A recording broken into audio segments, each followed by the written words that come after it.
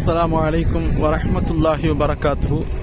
மக்கா முக்கர்ரமா ஹுதைபியா உடன்படிக்கை நடைபெற்ற இடத்திற்கு மிக அருகே ஒட்டகப்பண்ணை ஹாஜிகள் தினந்தோறும் வருகை தரக்கூடிய ஒரு அற்புதமான ஒரு இடம்.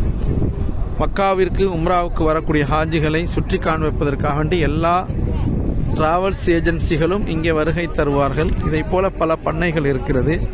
அல்லாஹ் தஆலா குர்ஆன் ஷரீஃப் சூரத்துல் காஷியா 88வது அத்தியாயம் 17வது வசனத்திலே சொல்கிறான், அஃபலா யன்துரூன இலல் இப்லி கைஃப குலிகத், ஒட்டகத்தை நாம் எவ்வாறு படைத்தோம் என்று நீங்கள் பார்க்கவில்லையா என்று கேட்கின்றான். அந்த ஒட்டகம் அற்புதமான அல்லாஹுடைய படைப்பாற்றல் மிளிர்கின்ற ஒரு ஒட்டகம், அல்லாஹுடைய படைப்பாற்றலை வெளிப்படுத்துகின்ற ஒரு விலங்கு, கால்நடை என்று சொல்லலாம். இது வீட்டு பிராணியாக அரபுகள் வளர்க்கக்கூடிய ஒரு சிறப்பான ஒரு பிராணி. குர்பானி தருவதற்கான முதல் தரமான ஒரு பிராணி.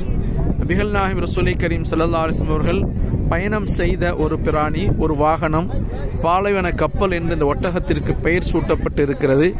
ஒட்டக படைப்பை பாருங்கள். அந்த திமில் போல இருக்கக்கூடிய அந்த திமிலிலே அது தனக்கு தேவையான தண்ணீரை சேகரித்துக் கொள்ளும். அதை போல அந்த உண்ணக்கூடிய உதடுகள், நாக்கு, அதனுடைய தொண்டை குழிகள், முள்ளான எந்த ஒரு பொருளையும் அது உண்டு கொள்ளும். கண் பார்வை, கண்ணுக்குள்ளே அல்லாஹ் தஆலா அதற்கான ஒரு ஸ்கிரீன், ஒரு அமைப்பை ஏற்படுத்தி இருக்கிறான், அதுவும் அது அமைத்துக் கொள்ளும்.